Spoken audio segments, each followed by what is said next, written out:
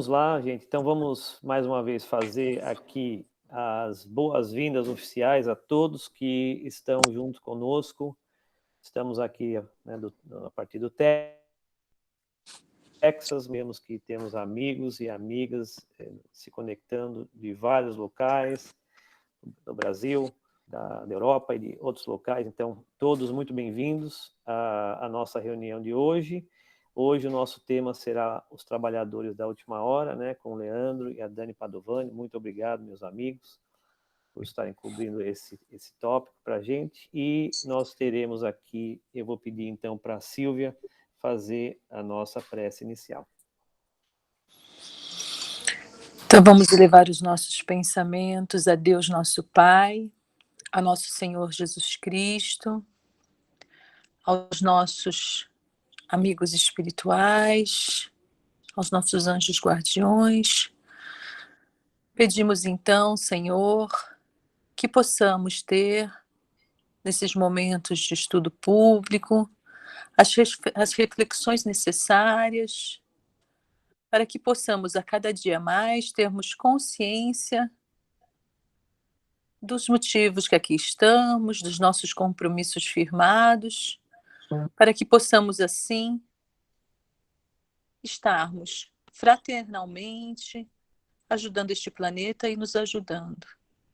Que nós possamos, Senhor, harmonizados e intuídos pelo plano espiritual, darmos início a esse estudo público e que possamos mandar muitas energias, fluidos positivos para o Leandro, para a Dani e para a nossa irmã Elaine, que concluirá com a irradiação.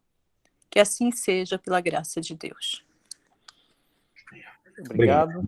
Vamos lá então, meus amigos, com vocês, Dani e Leandro. Então, vamos nós, os trabalhadores da última hora do Evangelho segundo o Espiritismo.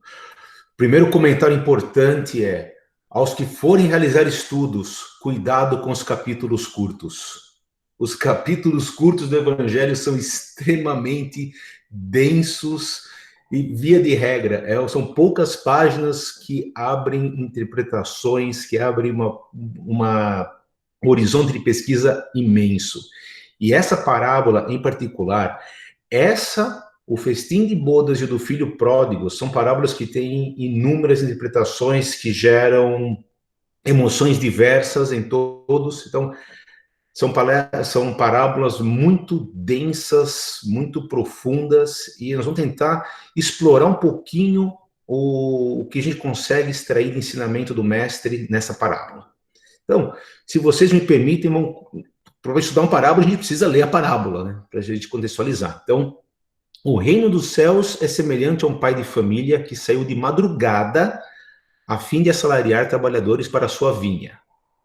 Tendo convencionado com os trabalhadores que pagariam um denário a cada um por dia, mandou-os para a vinha. Então, primeira pausa. Então, já começando que os primeiros trabalhadores foram convidados ao trabalho na madrugada e foi acordado o pagamento de um denário pelo dia de trabalho. Saiu de novo à terceira hora e vendo outros que se conservavam na praça sem fazer coisa alguma, disse-lhes: ide também, vós outros, para minha vinha, e vos pagarei o que for razoável. E eles foram. Mais uma pausa. Então, eles foram, o salário não foi acordado. Vos pagarei o que for razoável. E eles foram, sem haver um salário combinado. Saiu novamente a hora sexta e a hora nona no dia e fez o mesmo. Saiu novamente, buscando trabalhadores que estivessem disponíveis, e os convidou à vinha e ofereceu que o pagamento seria o que for razoável. Saindo mais uma vez a hora 1/10, a 11ª hora, encontrou ainda outros que estavam desocupados, aos quais disse: por que permaneceis aí o dia inteiro sem trabalhar? E disseram eles: que ninguém nos assalariou. E então lhes disse: ide vós também para a minha vinha. Ao cair da tarde, disse o dono da vinha, aquele que cuidava de seus negócios: chama os trabalhadores e paga-lhes, começando pelos últimos e indo até os primeiros. Então, de novo, saiu até a última hora de trabalho do dia, convocando os trabalhadores, e esses ainda chegaram para trabalhar apenas, entre aspas, apenas 1 hora. E o pagamento começou pelos últimos para chegar aos primeiros. Aproximando-se, então, os que só a 1/10 hora haviam chegado, receberam 1 denário cada um. Vindo a seu turno, os que tinham sido encontrados em primeiro lugar, julgaram que iam receber mais, porém receberam apenas 1 denário cada um. E recebendo, queixaram-se ao pai de família, dizendo: esses últimos trabalharam apenas 1 hora, e lhes dá tanto quanto a nós que suportamos o peso do dia e do calor. Mas respondendo, disse o dono da vinha a um deles: meu amigo, não te causo dano algum. Não convencionaste comigo receber 1 denário pelo teu dia? Toma o que te pertence e vai-te. Apraz-me a mim dar a este último tanto quanto a ti. Não me é então lícito fazer o que quero? Tens mau olho porque sou bom? Assim, os últimos serão os primeiros, e os primeiros serão os últimos, porque muitos são chamados e poucos escolhidos. Essa é a parábola de Mateus, capítulo 20, versículos 1 a 16, e é a abertura do capítulo 20 do Evangelho segundo o Espiritismo. Bom, vocês perceberam que já tem um color code, que já tem algumas chamadas aqui para reflexão, mas vamos listar, então, os conceitos que a gente quer discutir hoje. Primeiro, o conceito de vinha. O que é a vinha? Quem é o senhor da vinha? Quem são os trabalhadores da vinha? O que é o trabalho na vinha? A importância do horário de início e de final do trabalho. E qual é o pagamento pelo trabalho? Legal? Então, nós vamos cobrir esses 6 pontos e vamos utilizar alguma literatura disponível na codificação para a gente sustentar essa discussão. Google Edu, por favor, se tiver alguma questão no chat, alguma coisa que precisar para a gente abordar, por favor, avisa, tá? Pode deixar. Legal. Então, esses são os 6 tópicos. Vamos lá. O que é a vinha? A vinha, esse é um trecho muito bonito do livro Pão Nosso, do Chico, pelo Emmanuel. A vinha, a Terra, o nosso planeta, a humanidade, é a vinha de Jesus. A Terra é o nosso local de trabalho, nosso local das nossas múltiplas reencarnações, local do nosso aprendizado, da nossa evolução. E a gente tem sempre que lembrar, o nosso planeta tem um governador espiritual, que é o nosso guia e modelo, que sabe o que é melhor para cada um de nós e está sempre no comando de tudo o que acontece. Ou seja, a Terra é a vinha de Jesus. Tudo o que acontece na Terra tem o conhecimento, tem a anuência de Jesus. E o dono da vinha, o senhor da vinha, é Deus. Jesus é o cuidador, é o mordomo da vinha, é o que gerencia a vinha, mas o dono da vinha é Deus. O senhor da vinha é Deus.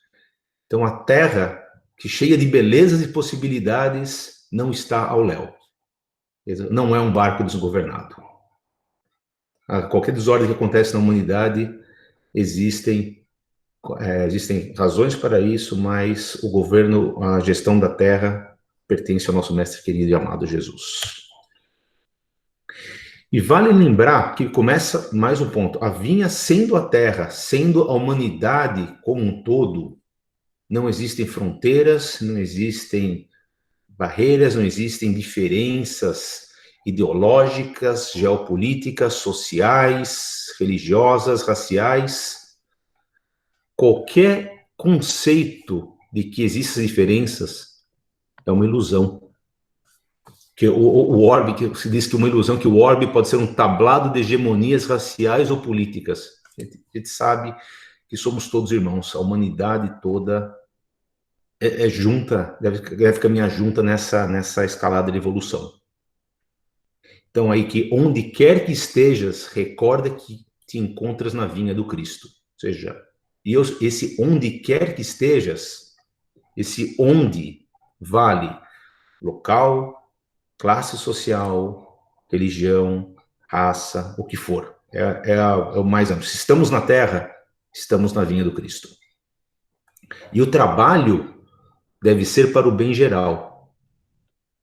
Mesmo porque o Senhor concedeu a cada operador o material conveniente e justo. Mais uma reflexão aqui, né? Cada um de nós tem os recursos necessários para o nosso aprendizado, para a nossa evolução, para o nosso trabalho. Cada um veio para trabalhar na vinha para contribuir de alguma maneira. Alguns vieram com a força para plantar a vinha, para preparar o solo. Outros vieram com a delicadeza da colheita das uvas, da seleção dos grãos. Então, cada qual tem uma forma de contribuição da vinha, cada qual tem os recursos e vai receber o pagamento justo. Ok? Então, a vinha é a humanidade. O Senhor da vinha é Deus, nosso Pai. Quem são os trabalhadores da vinha? Somos todos nós. Cada um de nós, nesse planeta, nesse orbe, é um trabalhador dessa vinha. E aí começa um ponto interessante. Bom, se todos somos os trabalhadores e acreditamos na reencarnação, e o trabalho começa e acontece em horas diferentes, então podemos voltar a trabalhar na vinha em horas distintas, de acordo com as nossas reencarnações, de acordo com as qualificações que nós conseguimos desenvolver ao longo das nossas múltiplas reencarnações.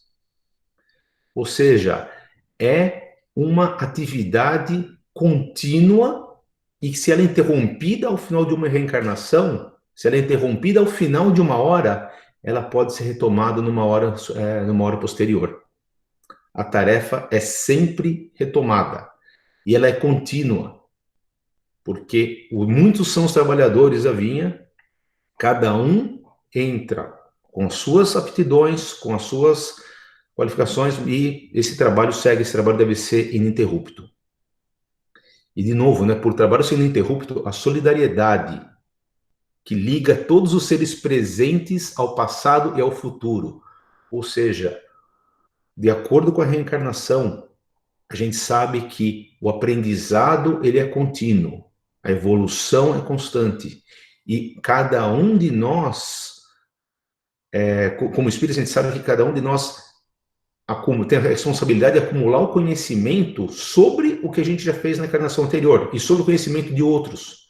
Vale aqui lembrar também que tem uma interpretação que diz que aos trabalhadores da primeira hora foram os profetas, onde começaram o trabalho mais bruto da implantação da vinha. Você pensando um pouco a vinha, não as horas do dia, mas ao longo das muitas encarnações, ao longo do ciclo evolutivo da humanidade. Certo? Onde a vinha é a terra, onde a vinha é a humanidade, essa evolução contínua. Então, pensando Perdi o ponto da coisa. Do chat? Cuba do chat é alguma coisa? Não? Não é. Então tá, desculpa. Bom, pensando então na evolução constante, eu te perdi o ponto agora, deixa eu voltar. Não, que os profetas vieram. Sim, exato, joia. Então, trabalhadores. Os profetas são os primeiros trabalhadores para a implantação da vinha.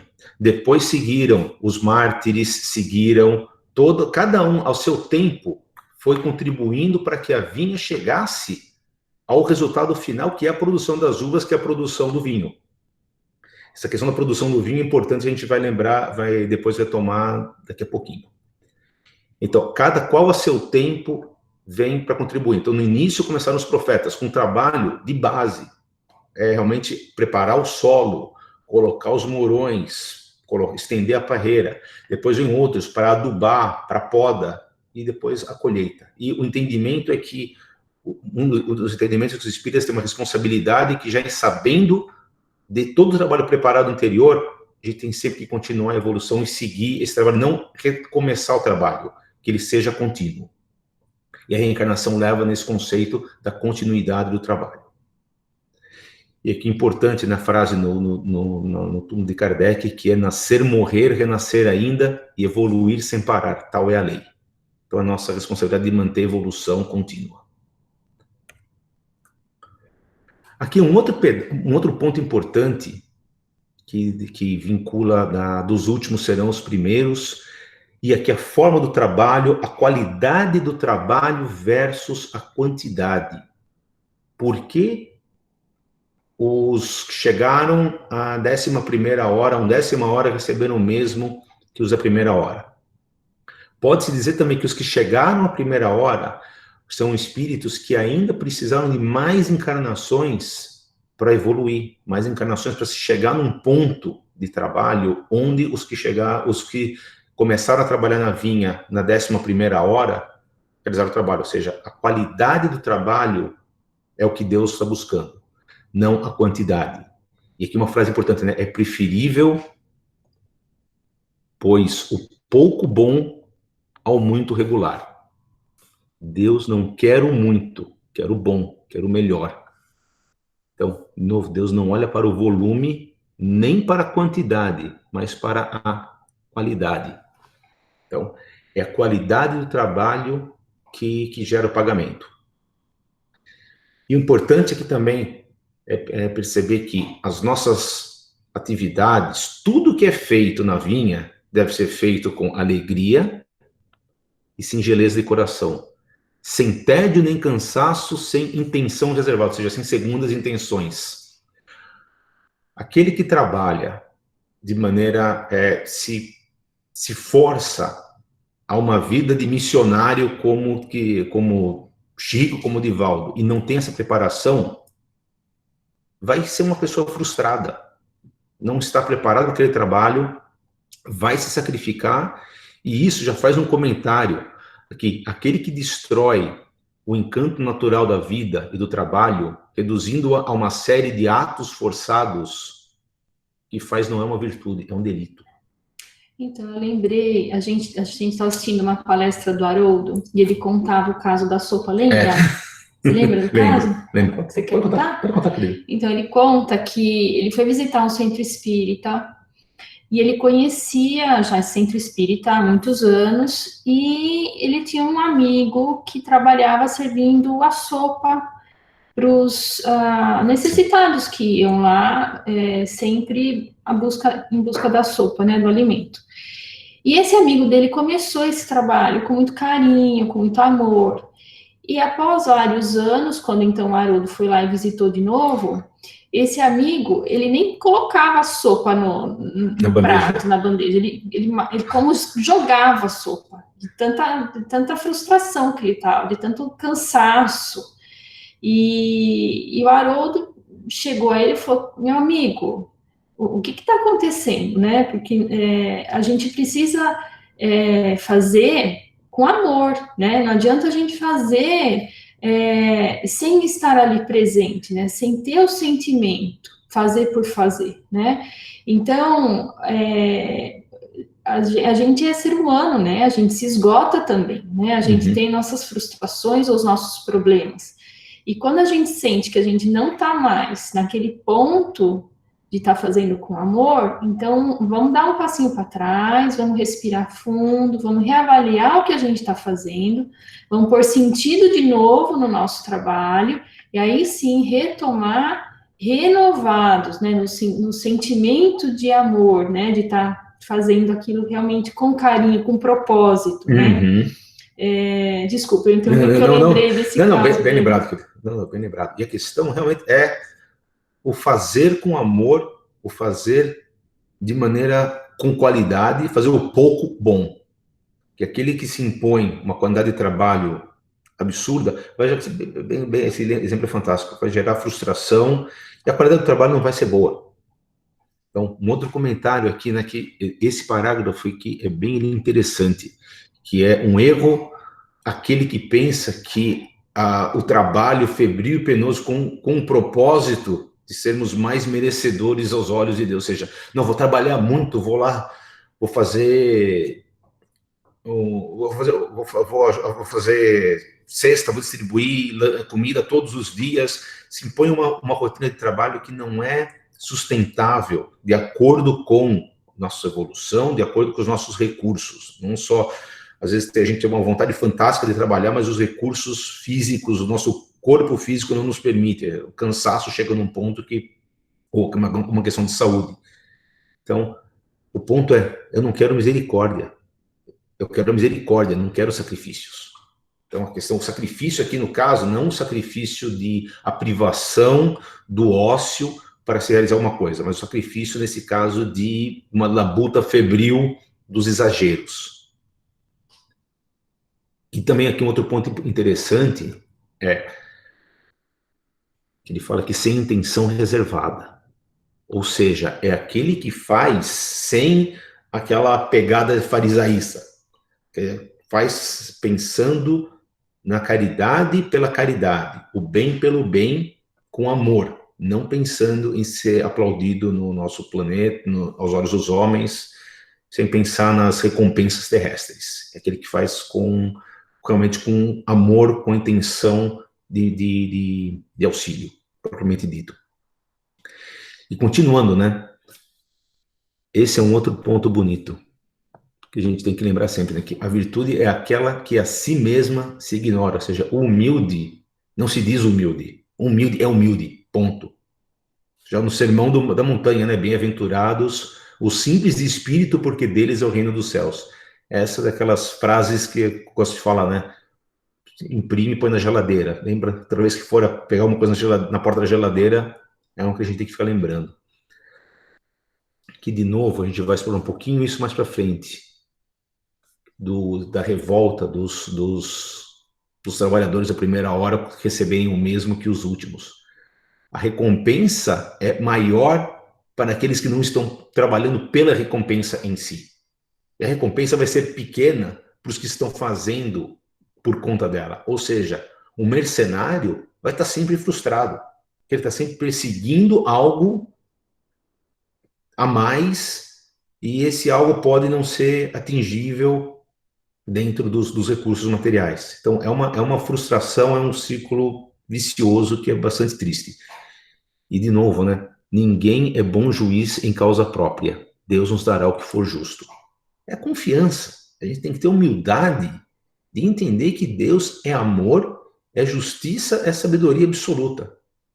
A gente tem o que a gente precisa, não o que a gente quer.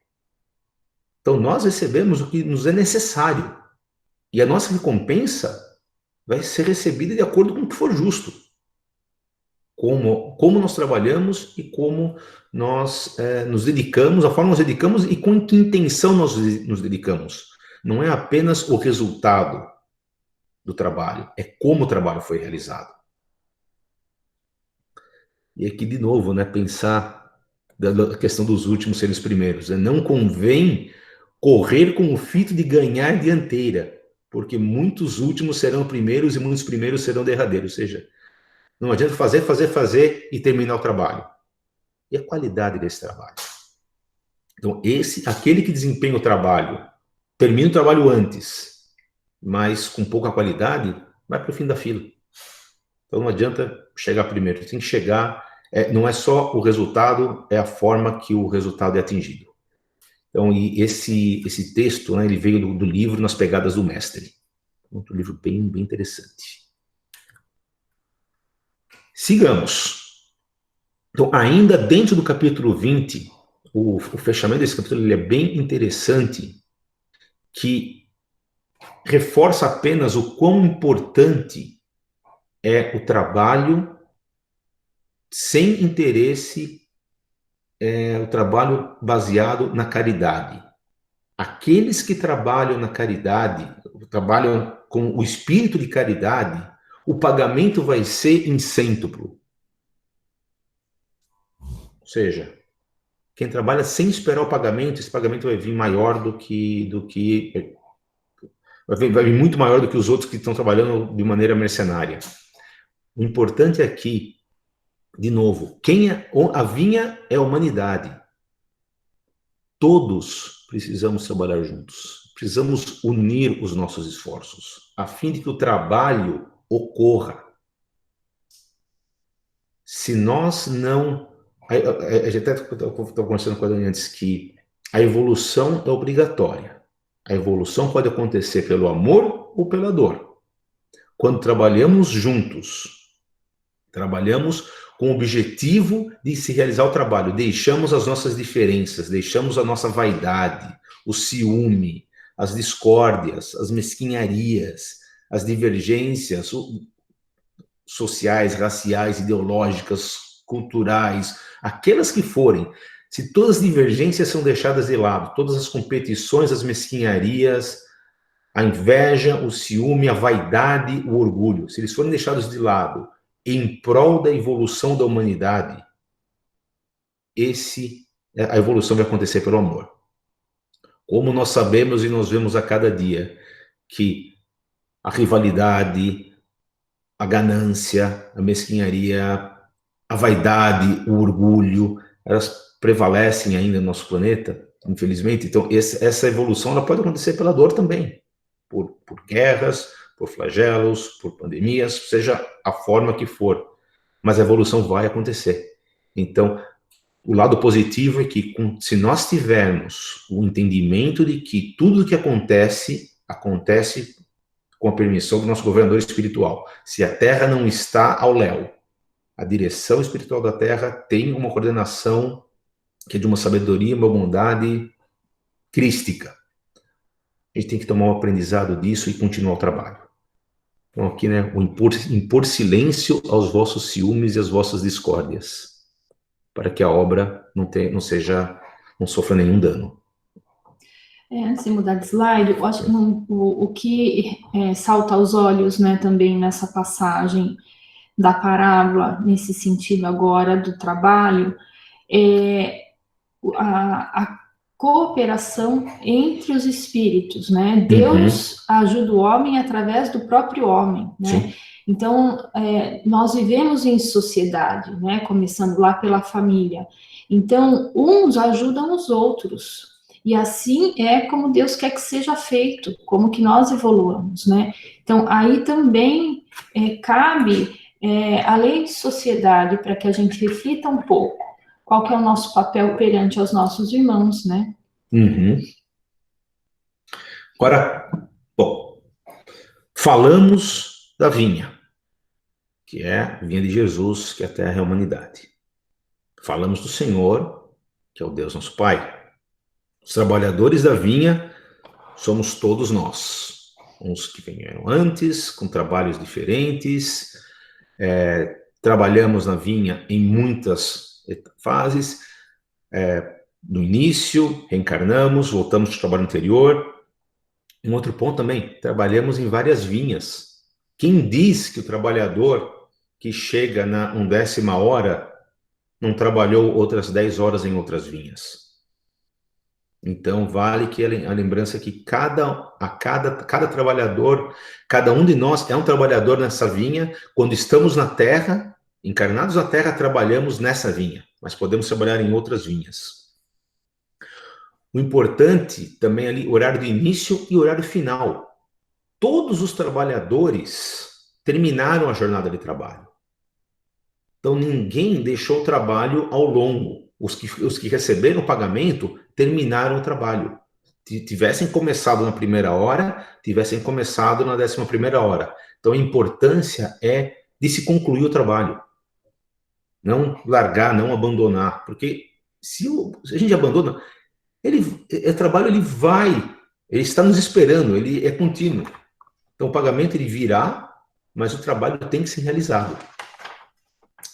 E qual que é o trabalho? Qual que é o pagamento?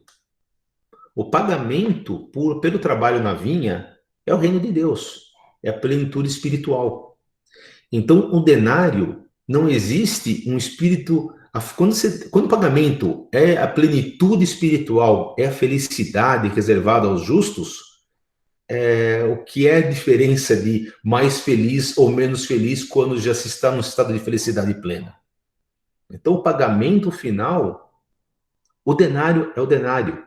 A felicidade plena, ela é indivisível. Não existe o dobro de felicidade plena ou 10 vezes felicidade plena. E isso é um conceito que, à época, existia uma outra parábola judaica que dizia que quem trabalha, que levava ao conceito comum que quem vai trabalhar mais ganhava mais. E aqui no caso isso não. Cada um chega ao seu tempo, vai realizar o trabalho de acordo com suas possibilidades, de acordo com as suas qualificações, de acordo com a qualidade desse trabalho, e o pagamento final é a felicidade, é o reino de Deus. Algum comentário até agora? Alguma pergunta? Google, Edu?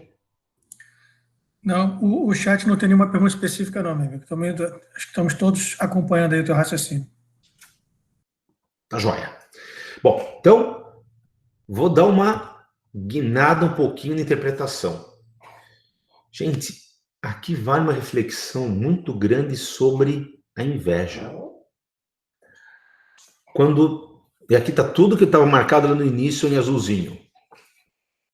Quando Deus saiu de madrugada para salariar. Ou seja, saindo de madrugada, o trabalhador que estava lá de madrugada, ele já estava disponível. Ele acordou cedo.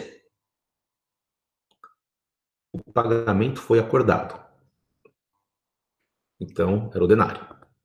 Então, acordou-se o pagamento à primeira hora. Mas quando eles foram receber o pagamento, eles acreditaram, quando eles viram que os que chegaram à 11ª hora receberam o denário, eles acreditaram que iam receber mais. E quando eles receberam o que foi combinado, eles se queixaram. Gente, se nós lermos essa parábola pensando exclusivamente na letra, pensando no dia de trabalho como de 12 horas de trabalho, pensando que o trabalho ali era aquele trabalho era o trabalho braçal daquelas 12 horas físicas. O nosso senso, vocês vão falar, é uma injustiça. Como pode?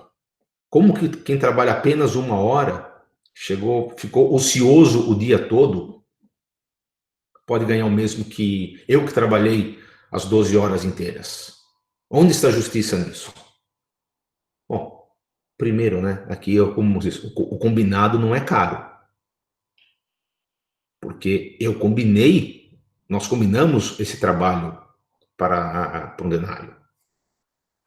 E não te causo dano algum, porque eu estou cumprindo o que foi combinado.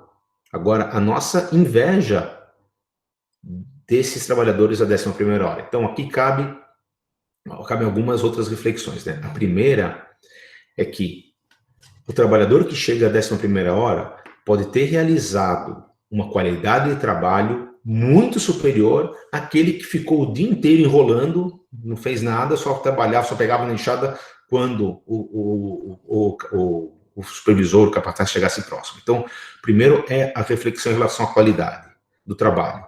Segundo, em relação ao que foi, a cumprir o que foi combinado. Se a gente existe esse sentimento de que porque ele tem e eu não tenho, isso é destrutivo.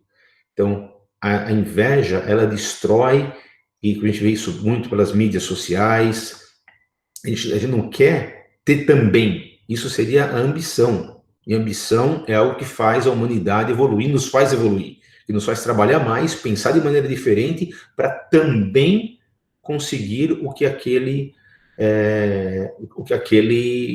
pessoa tem. A inveja não, eu quero que ele não tenha. Então, nessa parábola, tá bom, eu ganhei um denário pelo meu dia. Se eu ganhei um denário e eu combinei, ele não pode ganhar um denário, ele tem que ganhar 1/12 de um denário, porque eu trabalhei 12 horas, então eu quero destruir o que o outro recebeu. Então, vale uma reflexão, o quanto nós somos invejosos, o quanto nós somos ambiciosos, o quanto nós julgamos sem saber o que realmente aconteceu de fato ali ou não. Então, é mais um puxão de orelha aqui. um outro ponto importante que eu não comentei antes é que os que chegam para trabalhar na sexta, na nona, na 11ª hora, são trabalhadores que estavam preparados para o trabalho e não estavam trabalhando porque não haviam sido assalariados. Ou seja, o trabalho, eles estavam prontos para o trabalho, mas o trabalho ainda não havia chegado a eles. Isso de uma maneira figurativa, que como se eles tivessem escolhido não trabalhar, aí o pagamento não seria o mesmo. Eram trabalhadores que não haviam sido assalariados. Eles não eram aqueles que chegaram na praça à 11ª hora ou que estavam simplesmente se recusando a trabalhar. Então é um outro ponto importante que a gente tem que diferenciar, que aqueles que chegam para trabalhar tarde poderiam estar trabalhando em outros lugares, mas eram trabalhadores aptos e ansiosos para o trabalho, não aqueles que estão querendo fugir dele. Legal? E só também fazer uma outra colocação aqui nesse momento, no caso dessa parábola também, que nem o Leandro falou, né, pegando ao pé da letra, um trabalhador, ele fica incomodado com o que o outro trabalhador recebeu de pagamento, né? Quando, na verdade, se nós estamos falando das virtudes de cada trabalhador, como cada trabalhador se dedicou na obra, na seara de Jesus, cada trabalhador tem que olhar para dentro de si e comparar o que ele ganhou para ele em termos de evolução espiritual ao longo daquela jornada de trabalho. Então, a comparação é dele mesmo ao final da jornada com o que ele era no início da jornada. Quanto ele evoluiu, e não olhar ao irmão e comparar a evolução do irmão com a dele, né? Também é uma outra maneira da gente ver essa questão, né, do pagamento também, né, no final da jornada.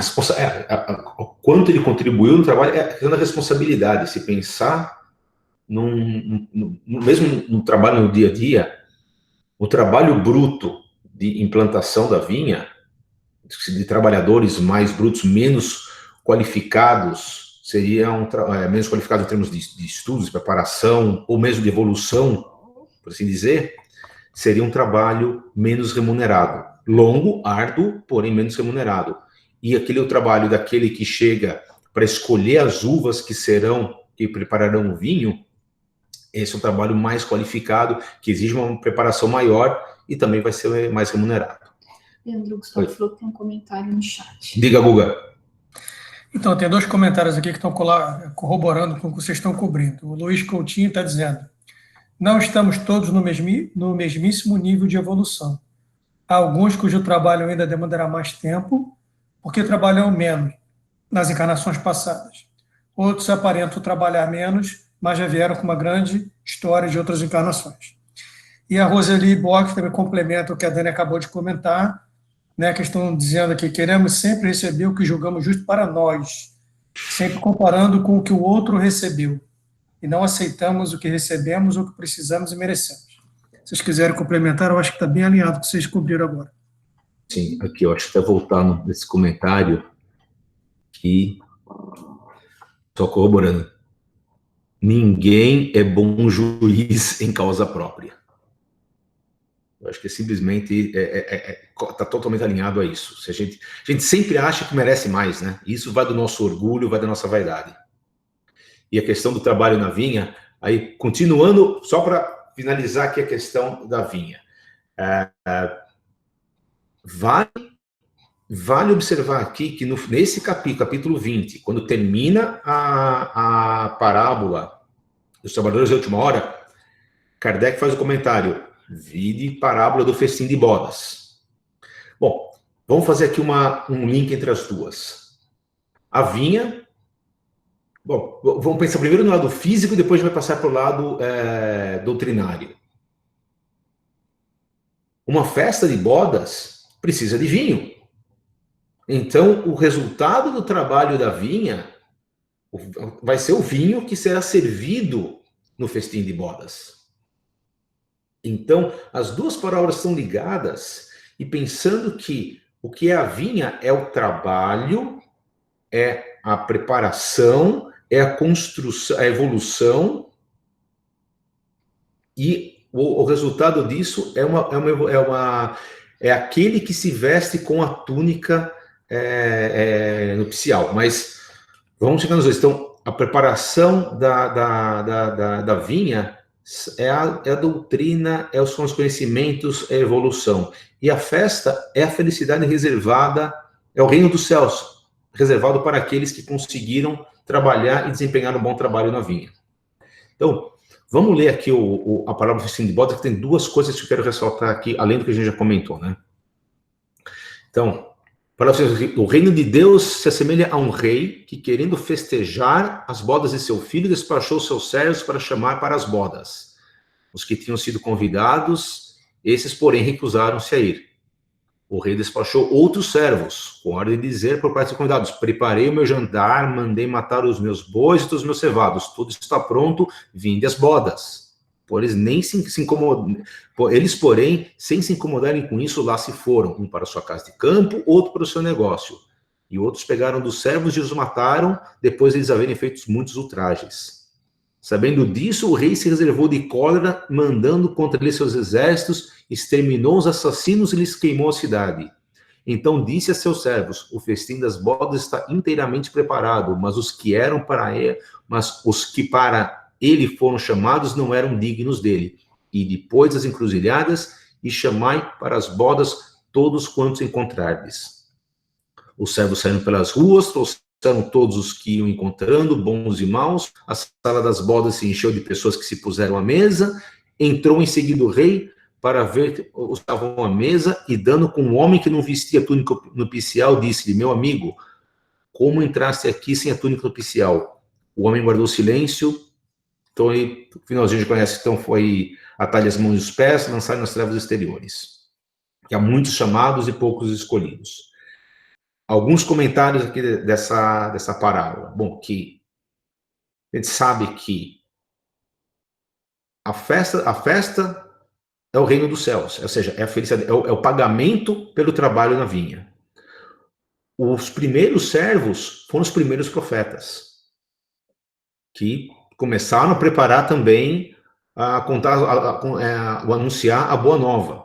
Anunciar, olha, a vinha, trabalho na vinha, traz um vinho que é bom e vai ser servido nessa festa. Os primeiros chamados foi o povo judeu. Jesus encarnou no judeu, porque são os primeiros povos monoteístas na humanidade.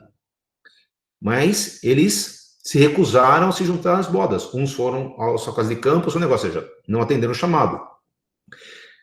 Pegaram seus servos e os mataram. Veja o que aconteceu com Jesus e com outros profetas. Toda a crucificação, toda a história que a gente conhece. Depois, então, tudo bem, chamemos os outros. Paulo de Tarso, toda a evangelização, toda a pregação para os gentios. E foram chamando os outros, que esses que viessem a se juntar à festa. E a questão da túnica nupcial nada mais é do que ter puro o coração e cumprir a lei segundo o Espírito. De novo, né? Fora da caridade não há salvação. Porque todos, porém, que ouvem a palavra divina, com poucos são os que guardam e a aplicam proveitosamente. Então, aqui vale aquele que está preparado, que recebeu a palavra de Jesus, que trabalhou na vinha, que tem o evangelho em si, que viveu, que evoluiu, que auxiliou, que vive pela caridade, esse tem a túnica nupcial. Aquele que não tem a túnica nupcial, ele não está apto a ficar presente nessa festa. Só um comentário curioso, voltando aqui, é que a questão que o rei mandou os exércitos para... Cadê o pedacinho? Que mandou os exércitos para queimar a cidade, esse pedaço aqui, ó. O rei se tornou de cólera e, mandando eles contra seus exércitos, exterminou os assassinos e lhe queimou a cidade. Isso é um comentário que, após a crucificação de Jesus, em torno de 70, no ano 70 depois de Cristo, o povo hebreu passou uma dominação dos romanos de maneira muito brutal. E Jerusalém foi praticamente quase destruída. Então, existe uma analogia entre...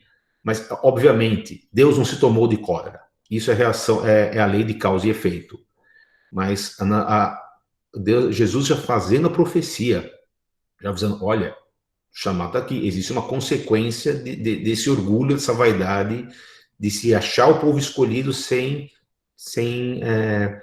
querer abraçar a nova lei, a nova verdade, que é a lei da caridade, ao invés dos cultos exteriores e toda a prática que a gente já discutiu outras vezes, que era comum à época de Jesus.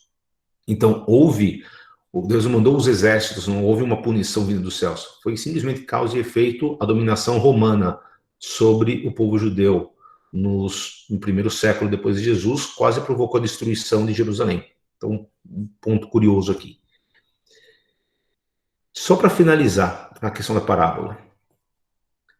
Se a letra do texto bíblico é tomado a ferro e fogo, e se não há nenhuma interpretação, assusta e preocupa. Quando se diz que foi acorrentado e lançado afora, vai choro e sofrer de dentes.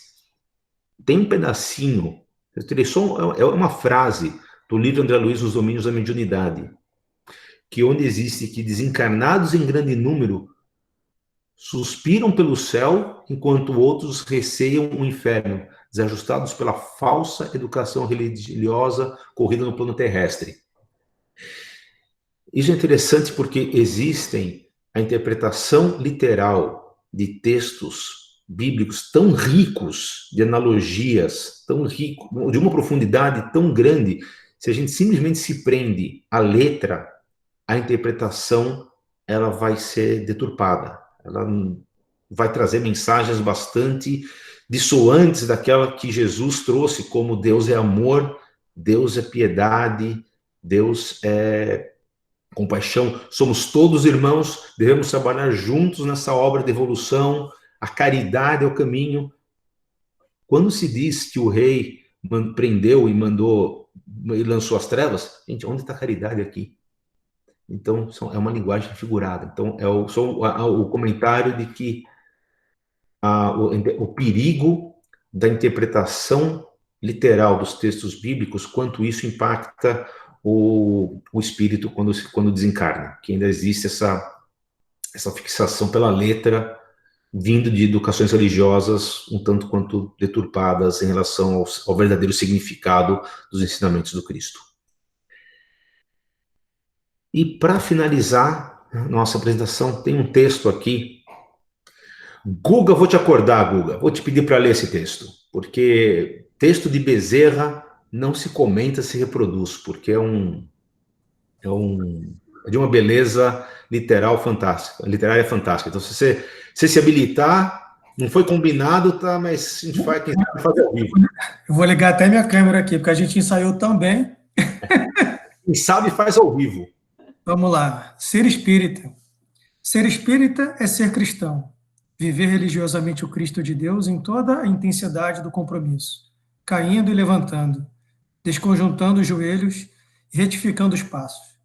Recomendado as carnes dilaceradas e prosseguindo fiel em favor de si mesmo e da era do espírito imortal. Chamados para esta luta que começa no país da consciência e se exterioriza na indimensionalidade geográfica, além das fronteiras do lar, do grupo social, da pátria, em direção ao mundo, lutai para seres escolhidos. Perseverai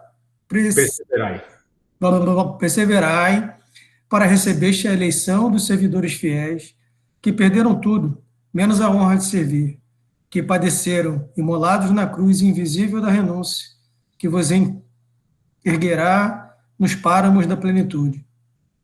Jesus, meus filhos, que prossegue crucificado pela ingratidão de muitos homens, é livre em nossos corações, caminha pelos nossos pés, afaga com as nossas mãos, fala em nossas palavras gentis, e só vê beleza pelos olhos fulgurantes, como estrelas luminíferas no silêncio da noite. Em nome do amor, Divaldo Franco Bezerra de Menezes. Muito bonito. Não, acho que nem comentar isso não tem nem muito o que falar. É um texto que corrobora tudo que a gente já falou antes, que a importância da caridade, a importância de trabalhar com amor e trabalhar na universalidade da humanidade.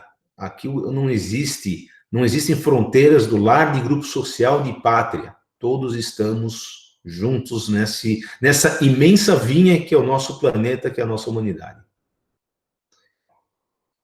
Gente, essa é a nossa conclusão. Não está mudando? Aqui, obviamente, a bibliografia, o que a gente consultou para fazer o estudo. Muito obrigado pela oportunidade.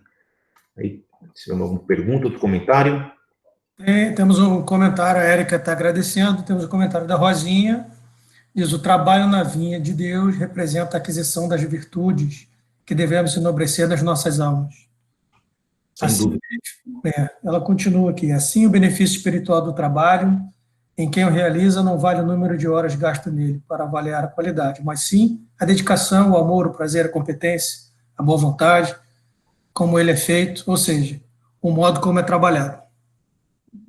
Eu tenho aqui uma questão que eu queria que vocês elaborassem, né? Você revisitou muito bem. Quando nós revisitamos os textos bíblicos, do cuidado que a gente tem que ter entre a letra e o conteúdo. A gente tem duas questões. A primeira questão da tradução dos textos. Você podia fazer uma reflexão sobre isso, da tradução. E outra questão que, culturalmente, na época, Jesus não escrevia nada. O ensino naquela época ele era falado, ou seja, alguém tomava nota. E mesmo entre os discípulos, ou os apóstolos, a gente vê a mesma passagem representadas de forma escrita, de formas diferentes. Então, se puder trazer esses dois elementos aí para conectar com as suas reflexões, o Guga agradece. Guga, você sabe a minha opinião, que você é testemunha ocular. Então, eu vou começar, eu vou levantar a bola e você termina, por favor. A questão da tradução, bom, começa os textos hebraico, antigo, grego, então as traduções, partes incompletas, então a tradução do original já é complicada. A tradução de um texto para inúmeros idiomas ao longo de, vamos dizer, começando as traduções mais disseminadas, 1.200, 1.300 anos, todas as reformas, todos os concílios, todas as versões, se nós tomarmos dos textos originais, gente, isso abre uma infinidade de desvios. Nem vou dizer de deturpações, mas são caminhos diferentes, são ramificações a partir do mesmo tronco. Se a gente pensar quantas religiões cristãs existem no nosso planeta que são originadas a partir do mesmo Messias, a partir dos mesmos textos. E que tem dogmas, que tem opiniões. É só lá em volta. A gente sabe, então, o começo, excelente ponto, Hugo. A divergência das traduções, a divergência das interpretações gera eu diria, uma confusão sem tamanho. Uma diversidade que se fosse, poderia ser sendo bem gerenciada, atende às necessidades e anseios de cada um. Existe uma importância, existe uma razão para se haverem tantas interpretações, porque cada espírito é único, no momento evolutivo único, e a mensagem vai tocar de maneira diferente. Então, existe uma razão para isso, existe uma importância. Agora, a base é a mesma. Se eu puder aproveitar aí, queridos Leandro, Dani e Guga, né? Então, é uma grande lembrança, né? Porque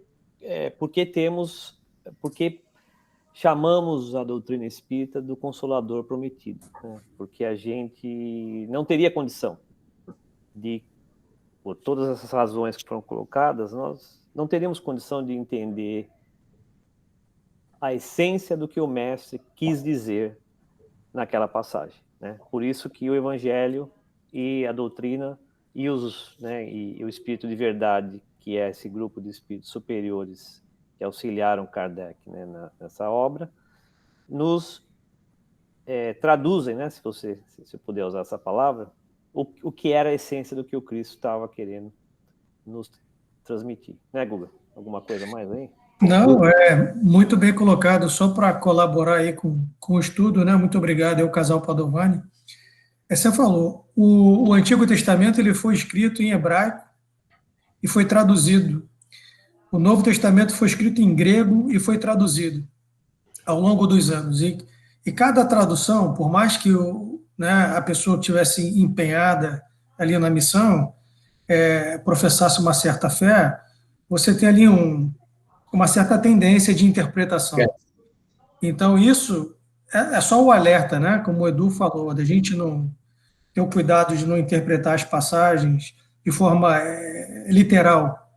Porque, fazendo uma reflexão aqui, né? Como Jesus, um espírito puro, um espírito bom, e um Deus que a gente aprende no Espiritismo que é bom e justo. Quando a gente vê passagem que teve cólera e fez isso, trazer um pouco para a razão. Será que Deus realmente, o Jesus, se revoltaram e tiveram cólera? Ou se isso é uma interpretação humana da época, que dentro da limitação de quem acompanhou e acabou fazendo a ata da reunião, escreveu daquele jeitinho, enfim, isso é menos importante, né? Porque graças aí ao Kardec, graças à pleia de espíritos superiores, como o Edu muito bem nos lembrou, a gente hoje tem uma ajuda fantástica para revisitar essas passagens. Nós estávamos lá, nós ouvimos essas passagens diretamente de Jesus, mas não tínhamos capacidade moral, intelectual para processá-las. Então, revisitamos aqui o exercício, e hoje com a chave, né, do Espiritismo, que é a chave que nos dá uma nova leitura dessas passagens evangélicas. Muito obrigado, meu amigo. Só complementando, ainda uma ferramenta adicional, a câmera está ligada ainda, são essas obras, que é uma série, o Evangelho por Emmanuel, onde Emmanuel continua interpretando o Evangelho, mas é interpretação de pedaços, obviamente, uma interpretação poderia ser desse tamanho só, mas ele pega uma série de passagens importantes e vai interpretando praticamente cada versículo com uma página de estudo. Tem reflexões fantásticas. Então, realmente ajuda ainda, corrobora com o entendimento dos textos bíblicos, porque, como o Guga bem disse, as traduções, elas se perdem. A ata da reunião não foi escrita de maneira fidedigna, seja pela indisponibilidade de termos na língua, seja pela incapacidade dos presentes em assimilarem tamanho ensinamento, e se nós estivéssemos lá também não teria sido capaz, porque na presença do mestre é difícil conseguir transmitir, converter em palavras ensinamentos tão sublimes, e a tradução que vai se perder ao longo do tempo. então, a gente recomenda que, se tiver oportunidade, e encontra isso na Amazon, no formato Kindle, a gente tem alguns que custam $3, $4. É tudo da FEB. E é tudo da FEB, toda revisão da FEB. Então, vale a pena, quem tiver interesse em se aprofundar um pouco mais nos estudos dos textos evangélicos, essa coleção Evangelho por Emmanuel é fantástica. É que você passar o seu próximo slide, meu amigo, acho que você tem uma boa biografia aí que dá uma referência. Exatamente. Tá aí o caminho das pedras para quem quiser se aprofundar, né? No caso que a gente comentou, dessa série aqui. Mas ele tem, esse aqui no caso é o Evangelho de Mateus. Mas ele tem o João, Lucas, mas aqui tem o Evangelho de João, Lucas, de Mateus. Bom, não, essa é a carta de Paulo. As cartas de Paulo. É um catatal. Muito bom, gente. Então, obrigado, queridos Dani e Leandro. E a gente chega, então, ao encerramento aqui, então, ou a próxima, né, fase do nosso trabalho da manhã. Eu vou pedir para a Elaine para conduzir, então, a irradiação e a nossa prece final. Peço que todos nós, os demais, nos coloquemos em silêncio, né, para que a Elaine possa conduzir aqui. Então, muito obrigado, Elaine. Queridos irmãos, peço a todos que fechem seus olhos e elevemos nossos pensamentos a Deus. Senhor de todo amor e bondade, nosso Jesus amado, e a todos os irmãos espirituais que estão sempre conosco. Gostaria de iniciar essa irradiação dirigindo nossos pensamentos ao nosso lindo planeta Terra, que tem passado por tantas transformações de cunho espiritual e moral. Vamos imaginar o nosso planeta azul sendo envolvido por energias salutares da espiritualidade superior, onde as mãos divinas vão eliminando as energias que nos trazem dor, sofrimento e desequilíbrio, e assim alcançando os corações aflitos, por qualquer motivo que seja, e nos trazendo paz.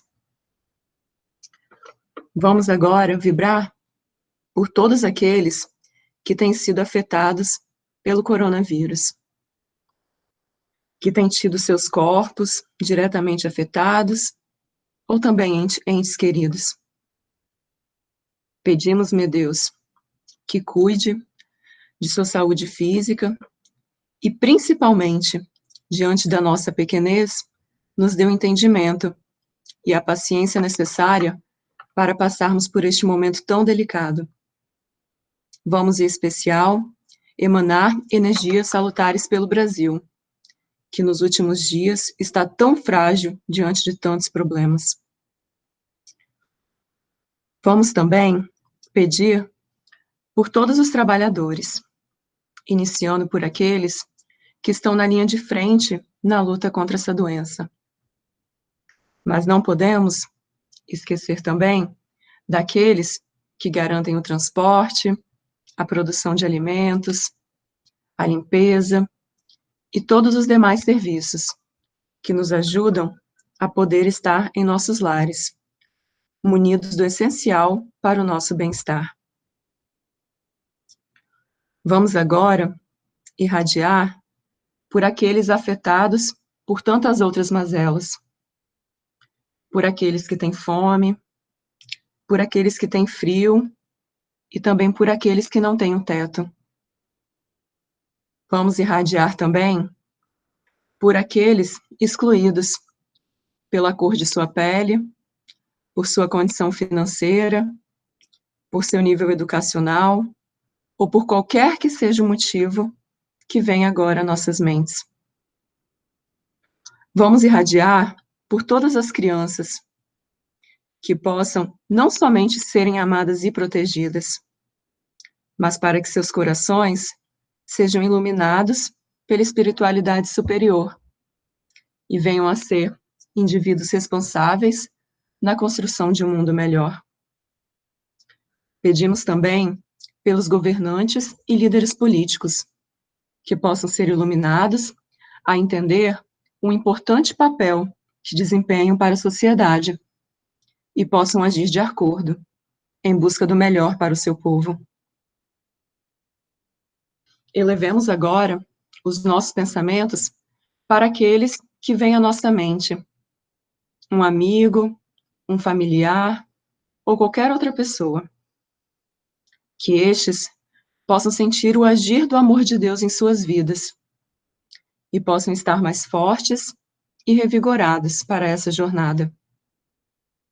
Vamos também pedir por nós mesmos, pedir que possamos ser fortes, pacientes e intuídos pela espiritualidade, para levarmos amor por onde quer que passemos, e que possamos perceber o quão perfeitos são os planos divinos, e o quanto temos que agradecer pela chance de estarmos aqui hoje encarnados.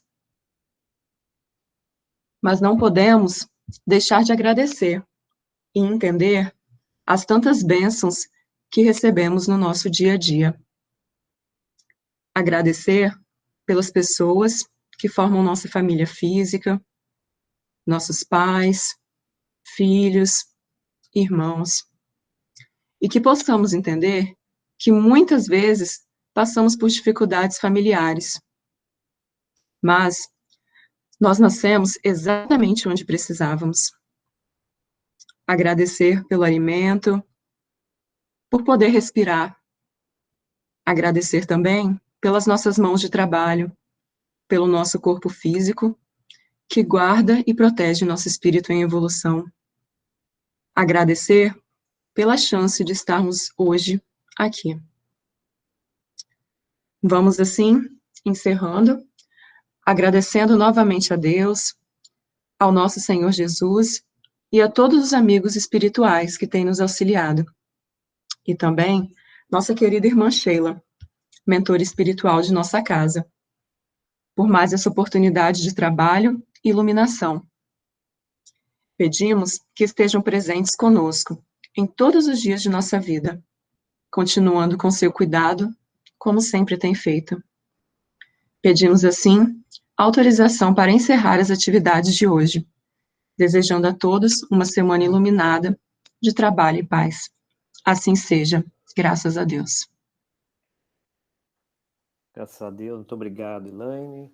E nós vamos só pedir um pouquinho, mais alguns 2, 3 minutinhos, para a gente fazer os nossos anúncios, né, das atividades que estão vindo aí. Claudinha, é com você. Estão me ouvindo hoje? Estamos ouvindo, Okay. Não precisa interpretar. Que bom, bom domingo a todos.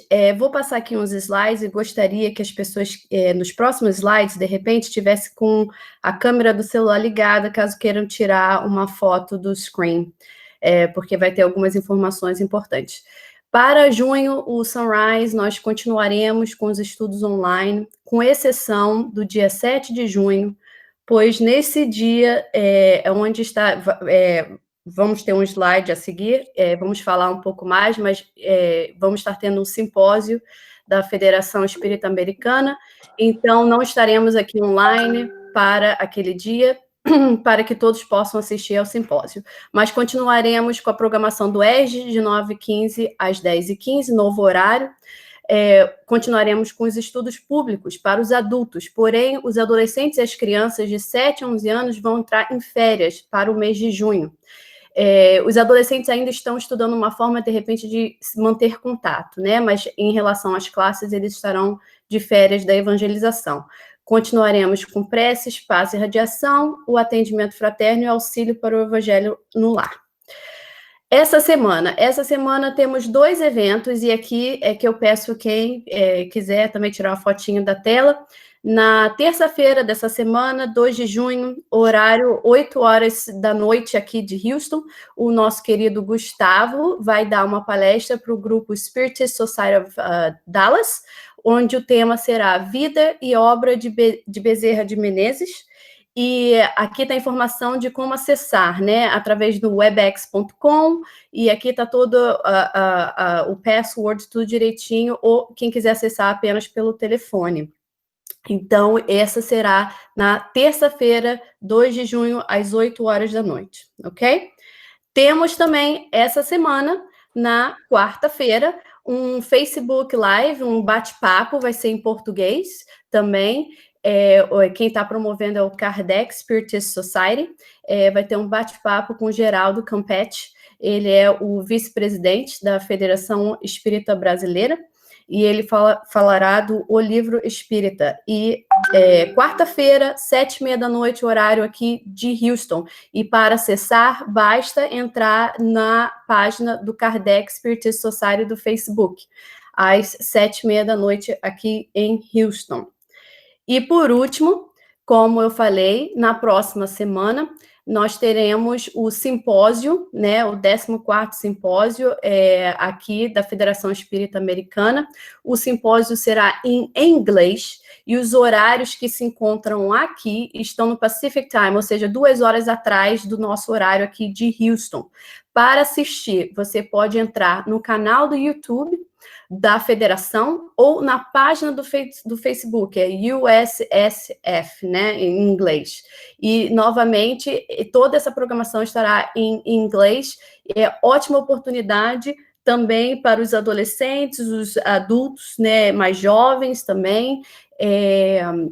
Será em sábado e domingo, e aqui está a programação. Também existe mais detalhes na página que está aqui, na primeira foto do lado esquerdo, www.spiritistsymposio.org. E essa semana também enviaremos essa informação por e-mail para relembrar a todos que na semana que vem não estaremos aqui online pelo motivo desse simpósio. No mais, Edu, é isso que tenho para hoje. Boa semana para todos, muita paz, muita luz. Muito obrigado, Claudinha. Muito obrigado a todos. Então, fiquemos todos sob a proteção do alto essa semana. Até daqui 2 semanas, então, e que todos possam participar na semana que vem do simpósio. Tchau, tchau.